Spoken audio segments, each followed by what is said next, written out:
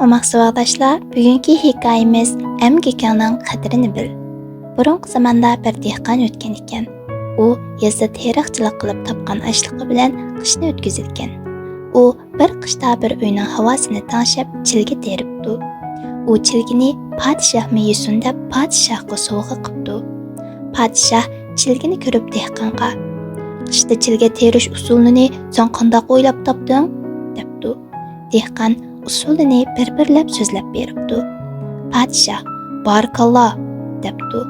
"Chilgining beshini podshoh yesa deb akirdingmi?" debdi. "Ha" deb javob beribdi dehqon. Podshoh dehqonning akelgan chilgisiga 3 barakalloh bilan yo'lga sapdi. Dehqon bir oshxonaga kirib 10 manta buyurtib mantini yeb bo'lib: "Oshpaz ustam, mushu manta qasqanda pishdimi?" debdi. "Ha" deb javob beribdi oshpaz. "Barakalloh" debdi dehqon. Yana: "Mushu mantini o'zlari aytdimi?" debdi. "Ha" debdi oshpaz. Dehqon: "Ha, bek o'xshabdi. Barakalloh" deb oshxonadan chiqib ketibdi. Buni ko'rgan oshpazning achchig'i kelib: "Sening quruq barakallohning nima keragi? Uningga 10 manta kelmaydi" deb dehqonning yoqasidan so'rab podshohning oldiga kelibdi. Oshpaz bo'lgan ahvolni so'zlab beribdi.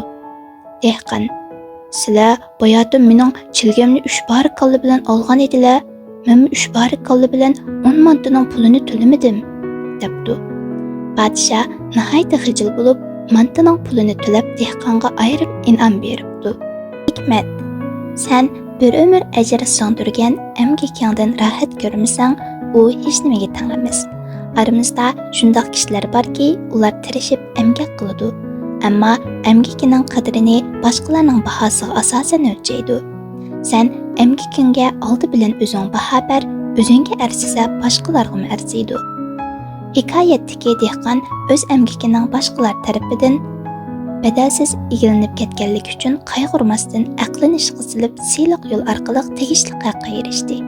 Agar u bu xil usulni qo'llanmasdan podshohga bevosita haq berishni aytgan bo'lsa, o'xshamagan oqibatning kelib chiqishi